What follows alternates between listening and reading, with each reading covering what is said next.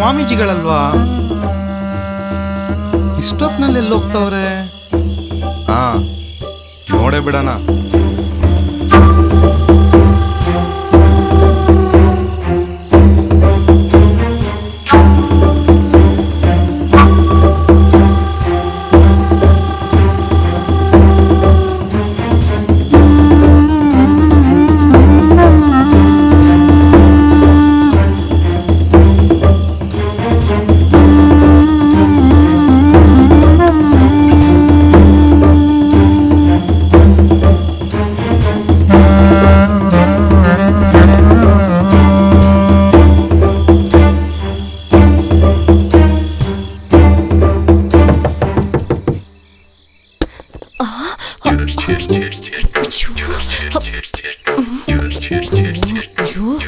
ಎಷ್ಟು ದೊಡ್ಡ ಗಂಟು.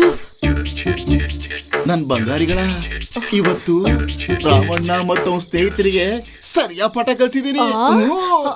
ನನ್ನ ಆರ್ಭಟಕ್ಕೆ ಹೆದರಿ ಗಡ ಗಡ ಗಡ ಅಂತ ನಡುಗಿ ನನ್ನ ಕಾಲಿಗೆ ಬಿದ್ದು ಕ್ಷಮಿಸ್ಬಿಡಿ ಸ್ವಾಮಿ ಅಂತ ಬೇಡ್ಕೊಂಡ್ರು. ಅದೆಂಗೆ? ರಾಮಣ್ಣ ಮತ್ತು ಅವನ ಸ್ನೇಹಿತರು ಅವನು ಬೂಟಾಟಿಕೆ ಪಂಡಿತ, ಅವನು ಹೇಳೋದೆಲ್ಲ ಬರೀ ಸುಳ್ಳು, ಅವನ್ನ ಪರೀಕ್ಷೆ ಮಾಡೋಣ ಅಂತ ಮಾತಾಡ್ಕೊಂತಿದ್ರಂತೆ. ಅದನ್ನ ನನ್ನ ಚಂಡ ಮುಂಡ ಕೇಳಿಸ್ಕೊಂಡು ಬಂದು ನಂಗೆ ಹೇಳಿದ್ರು.